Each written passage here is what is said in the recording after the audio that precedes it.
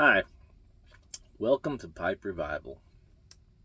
I'm your host, Walt. I've been wanting to give back to the YouTube community because I've gleaned so much from the community in almost every aspect of everything that I know how to do now. And I was thinking, how am I going to give back? What am I going to do? And lo and behold, there's a whole community on here dedicated to smoking pipes. Blew my mind. I had no idea that the interest in smoking pipes was what it was. Because I don't see anybody smoking a pipe out in the wild. I don't know about you, but it's rare to see anybody smoking a pipe. Used to back in the 80s and 90s. It was a pretty common occurrence. But not so much anymore. And I'm glad to see that there is still an interest in it. Because it's one of the things that has been bringing me joy literally my whole adult life. I started smoking a pipe back in about 2002, 2003, when I was about 22 years old. And I've been smoking it pretty consistently since then. The first few years, first 2-3 years, it was kind of like a once in a while occurrence. But then I really dug into it and really started enjoying it. And now it's just been something that I've been doing for a long time now. And it's just an everyday thing for me. So here recently, I've been in the last, year or so, I've been finding out that there's a bunch of channels on YouTube. There's a bunch of pages on Facebook, all dedicated to smoking pipes. And it's a pleasant surprise. And so I thought maybe that I would just throw my hat into the ring and give back a little bit to the people out there that might be interested in smoking pipes, and kind of the stuff that I've learned, the school of hard knocks that I've went through with the craft of smoking a pipe. And I call it a craft because I think it is a craft. It's something you have to practice at, you have to learn, you have to master it, and it takes time and patience, just like any other craft. And it is truly just like the book, The Gentle Art of Smoking a Pipe. It is an art, as are most crafts. It's a mixture of art and craftsmanship, and I think they go hand in hand with each other.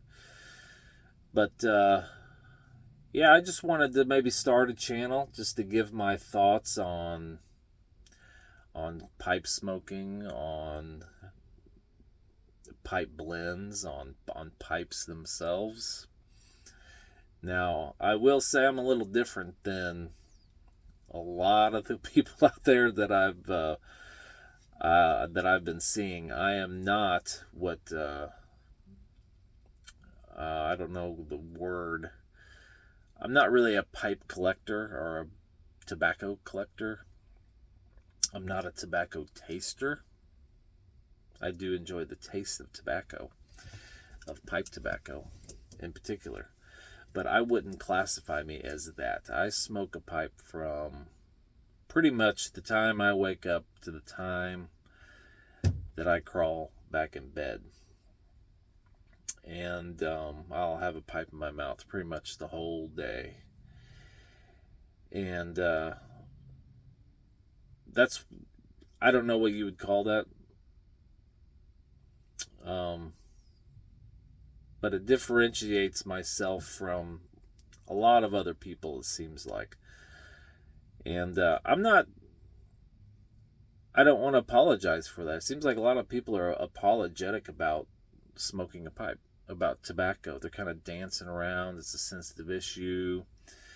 They're kind of apologizing for enjoying pipe tobacco. And it just, I'm not apologizing. I enjoy it. I enjoy pipe tobacco. I enjoy smoking it. I enjoy the nicotine.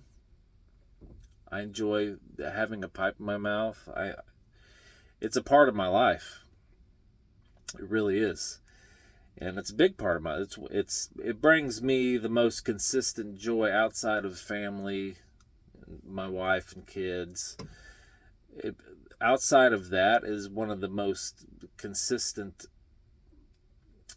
bringers of joy to my life and satisfaction of. It's just, it never lets me down, I guess is what I'm trying to say.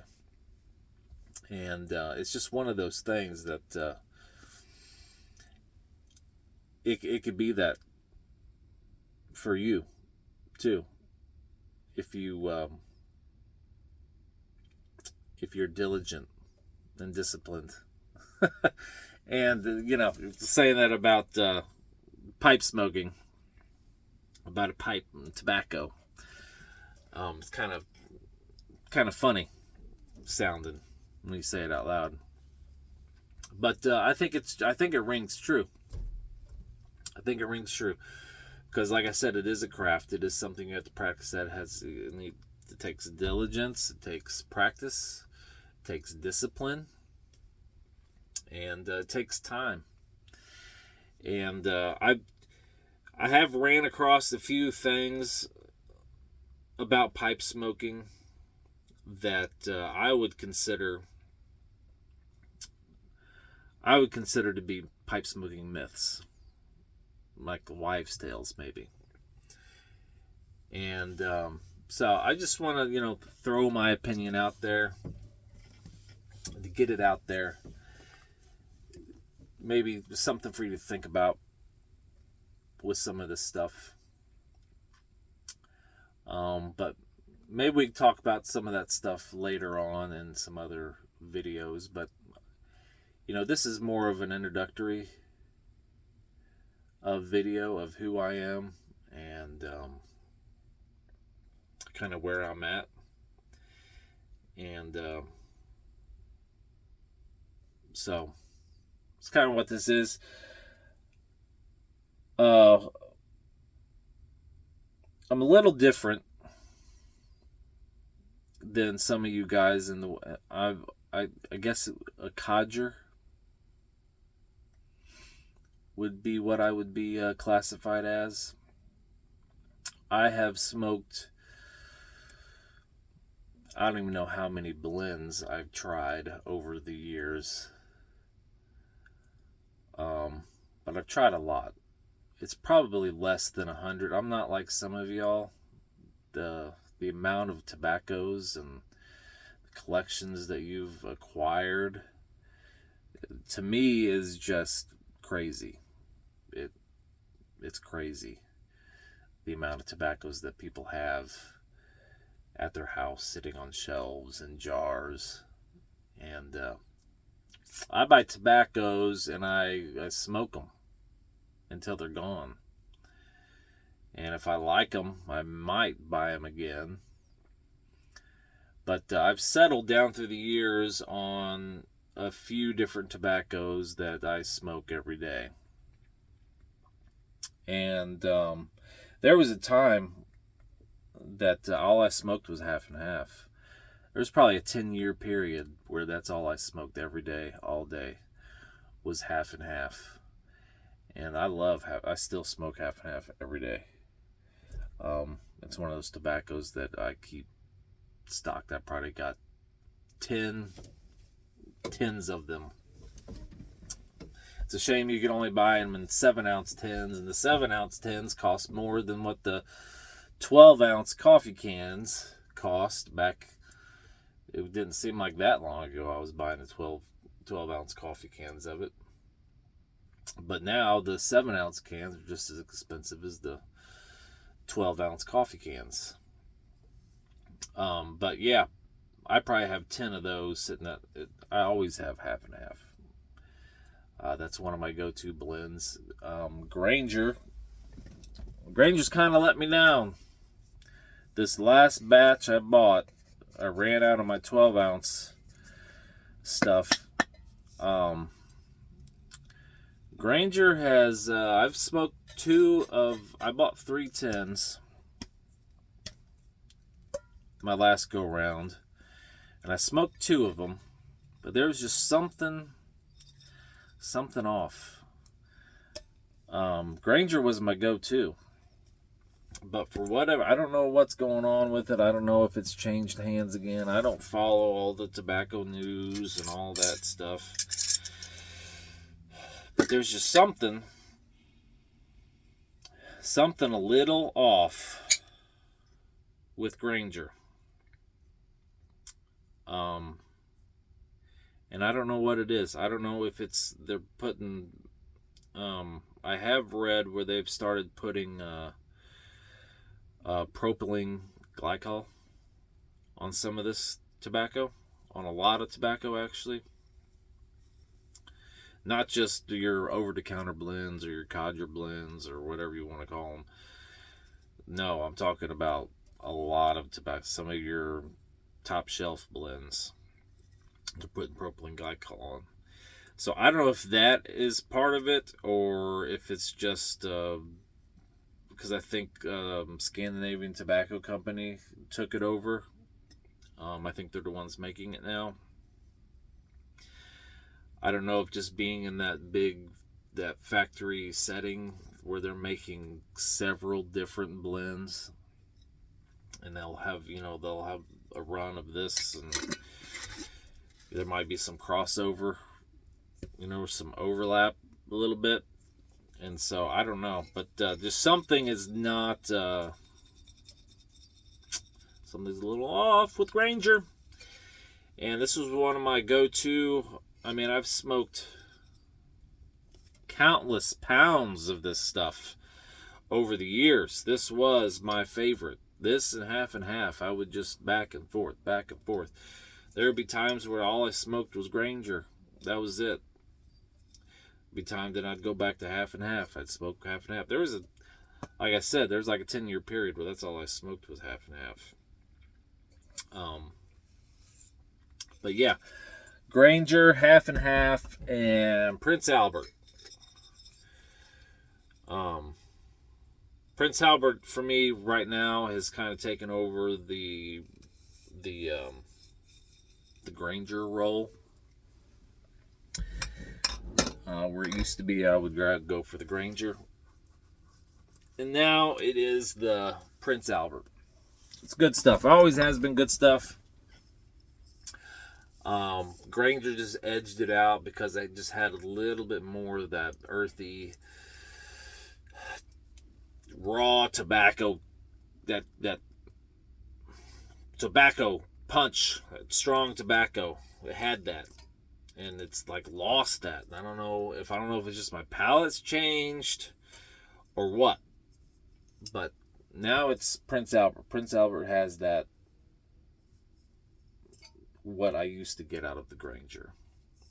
They've always been pretty similar tobaccos. They're both non-aromatic.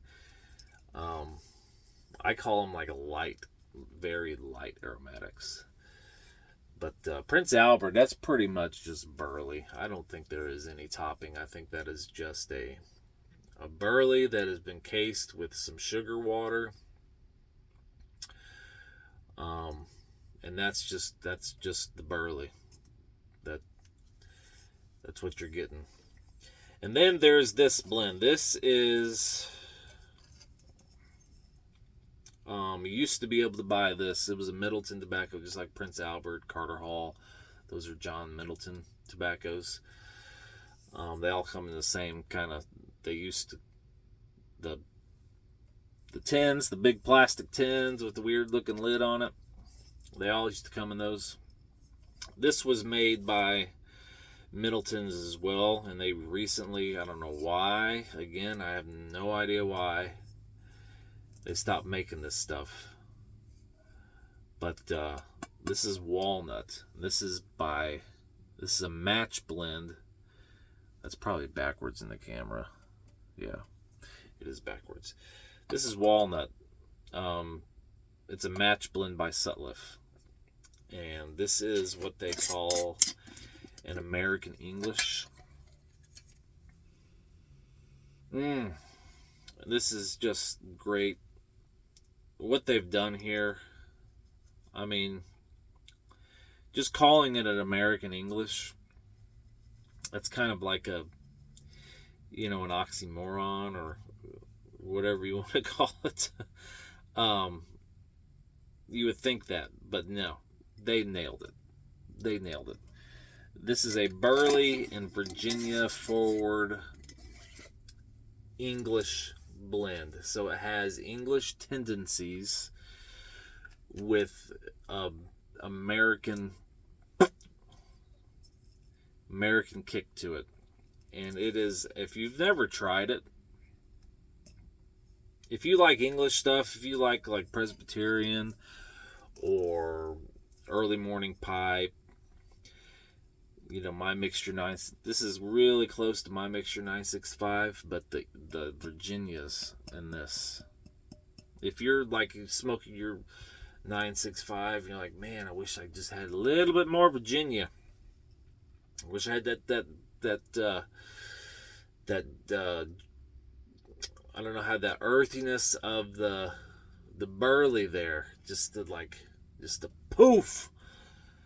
This is that. This is 965 with that foundation of the burley and that breadiness of the Virginia to come, and it's just a beautiful, beautiful blend.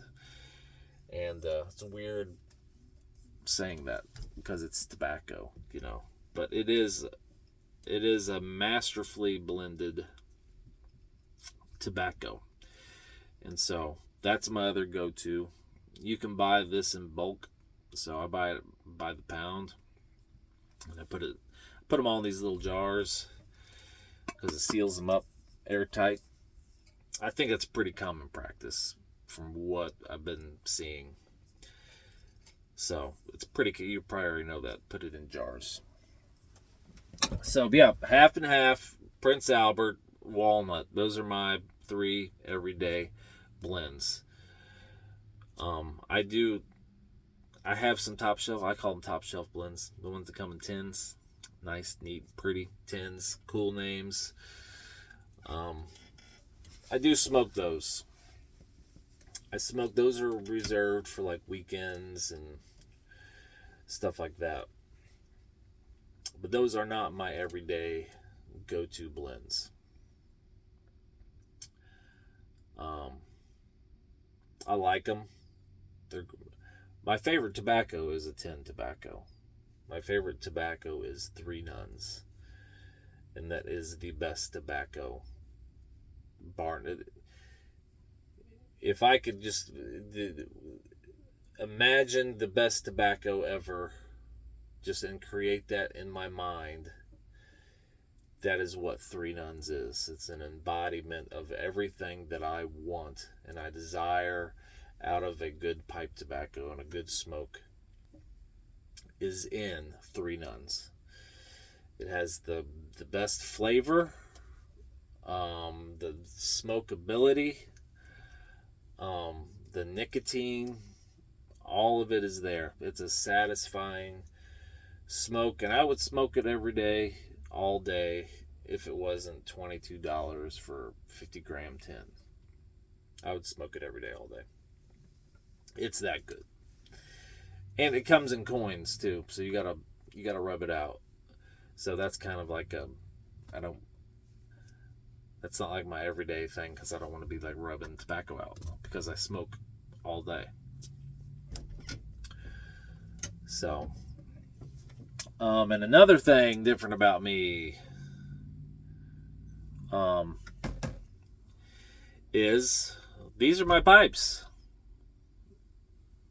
Now, some of you, that little spade might be familiar to you. And some of you might be going, ooh, this guy. And some of you might be, think me and this guy could have a beer. This is what I smoke. This is one of the first pipes I've ever bought.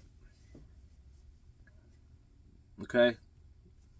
Now, if you've been listening, I've been smoking a pipe for over 20 years. This right here. Let me just tell you how old this pipe is. I bought this pipe, this very pipe you're looking at here. This is a Prince, which is my favorite shape, by the way. You might notice I like the Prince shape, and I got more. These are just the two I have with me right now. That's my favorite shape. I buy. That's all I buy. But I bought this pipe at Walmart. Yeah, you used to be able to buy. In fact, I would buy all my pipe supplies, pipes, tobacco, pipe cleaners, lighter. Those old Ronsonol pipe lighters. Yeah, you used to buy all of that at Walmart. This was on an end cap.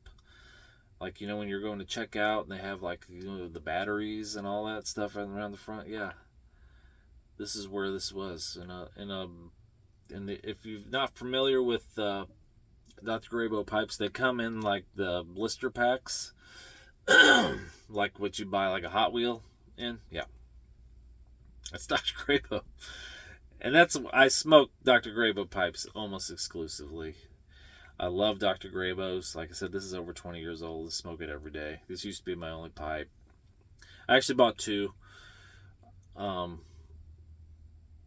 had one smooth, and I sold a pickup truck, and I used to stuff them down in the seats, in the crack of the seat, like the stem, where it would stick there. And I sold a pickup truck, and it was in there, and I forgot to get it out. I couldn't see it. I don't know. Might have been under a seatbelt or something. I don't know. But it was a sad day because it was really nice. It was smooth. It was like a lighter brown. But yeah, this is, I smoke this pipe every day. This used to be the only one I'd bring with me. And I would smoke it every day, all day. See, that's one of the myths that I've been hearing about.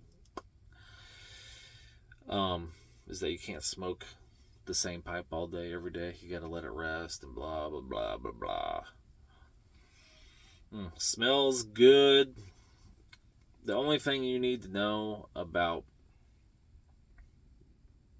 pipe care is keep the inside of there, the stem, keep it clean. Keep it clean as a whistle. Clean your pipes, you dirty birds. Keep them clean and smoke them. I don't know what the big deal is with them. This whole break-in stuff and blah blah blah.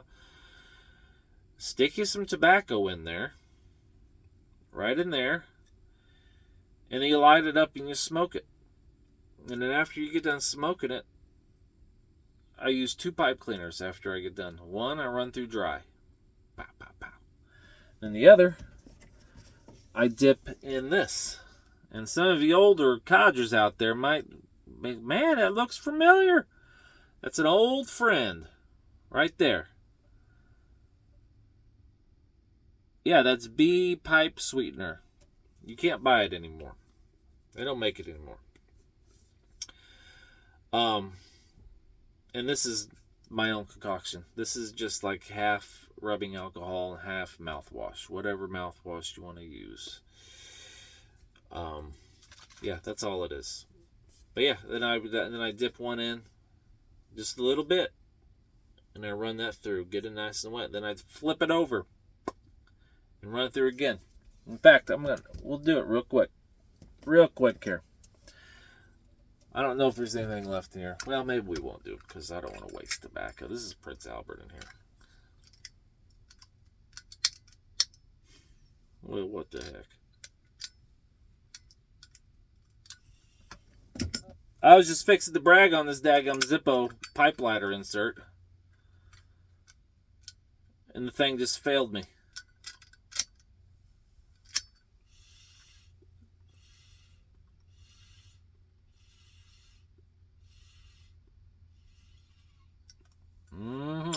We got some fire.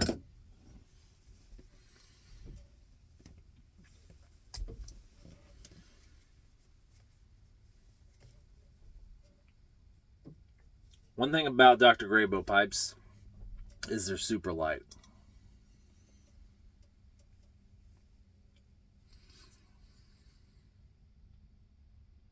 And if you're going to smoke a pipe like I smoke a pipe, you got to be able to clench it. You have to be able to clench the thing for an extended period of time. That's why Dr. Graybo pipes are my favorite pipes. Because they are so light. And I can clench this literally all day. It takes some getting used to, okay?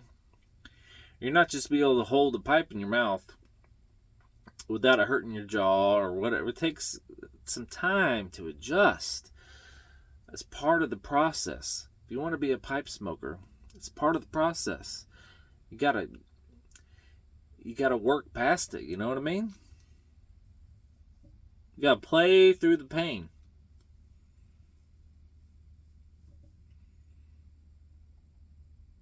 But they're light. They clench. They're perfect.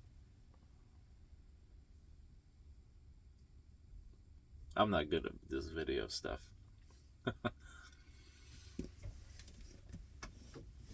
This thing's almost done.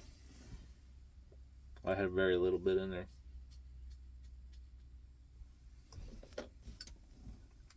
See if this thing works.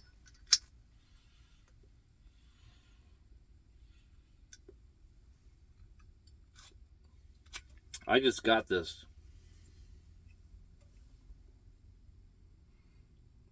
This is an actual it's refillable butane.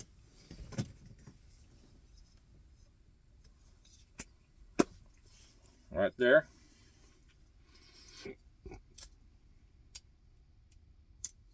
Boom.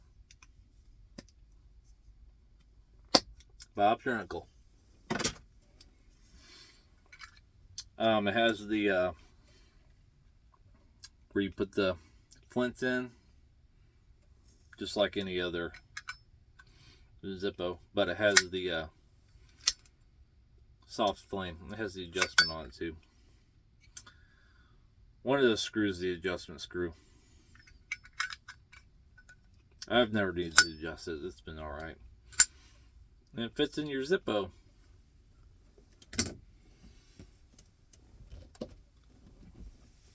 Then there's this. This is a pipe nail. This is everything you'll ever need. This and pipe cleaners. See that? A little scoop on it? It's a pipe nail. It's about 50 cents online. I don't know where you get your tobacco from. I'm a big supporter of Cup of Joe's. That's where I buy all my stuff pretty much. That in West Virginia or wvsmokeshop.com. I buy a lot of stuff from him. That's where I get that walnut. Other people might have it. I don't know. But he's got really good prices. And Cup of Joe's, my first tobacco order back in 2003 was from Cup of Joe's. I didn't have a debit card back then. I didn't have a credit card back then. So you had to go. I had to go to my mom and dad's, get on the, because I didn't have a computer either. I got married young. We were dirt poor. We didn't have nothing. Went to my mom and dad's, got on the computer, ordered, sent my order in, and then I had to mail them a check. They used to have an option on there on your payment method. It could be check. So what would happen was you select the drop down box and it would be check. You get the total, and they'd give you the address of where to mail the check to. And then once the check got there and cleared, then they'd ship your stuff out. But I still remember my first order from them of tobacco. I got Penzance. You used to be able to get Penzance anytime you wanted. I don't understand what the deal is with Penzance, but it's not that good, okay? I mean, a lot of you are going to disagree with me on that, but I've had all of, maybe not all of Esoterica's offerings, but I've had quite a bit. And it never was my thing. I never was the Dorchester stuff, the vapor. That was my, I think it's Dorchester. Whatever their vapor blend was, that was my favorite by far. That was their best offering for me. But yeah. Anyways, it was Penzance. It was Mac Baren. A lot of Mac Baren stuff. It was Mac Baren Black Ambrosia. This is Mac Baren Uncle Louie's Rum, which I don't think they make anymore. I still have some of that. It was Mac Baren's London Burley Blend, or Burley London Blend, which I think they discontinued making that, and they make it like special orders of it. And I don't know why, because that was a damn fine tobacco. I smoked the heck out of it. Even back then, back before my palate had matured, you know what I mean? Yeah, so the Burley London, Penzance, Black Ambrosia, Uncle Louie's Rum, Burley London Blend. It seemed like there was something. Oh yeah, the vanilla, the Ready Rub vanilla. Yeah, that was my first tobacco order of tinned tobaccos, because we didn't have a tobacco shop. You had to go to Walmart, like I said, to get all your tobacco. You could get Prince Albert's or Walter Raleigh, half and half. And you can buy Dr. Grabo pipes. And you can buy pipe cleaners, the dill pipe cleaners, and the pipe filters. But anyways, that's who I am. That's me. We'll see if I can't make some more videos. See how, I don't know how I like this. I don't know if this is my thing or not. But maybe if you guys like it and want to hear more and some more, just knowledge that I've gleaned and I've figured out, because you got to remember, I came before a time of YouTube and Facebook and all that stuff. So I couldn't just search on, I bought a pipe book, The Gentle Art of Smoking a Pipe. And that's how I learned to smoke a pipe. I've been watching my grandfather and my uncles and my father, watching them smoke their pipe. Because that's what influenced me, and that's why I wanted to smoke a pipe.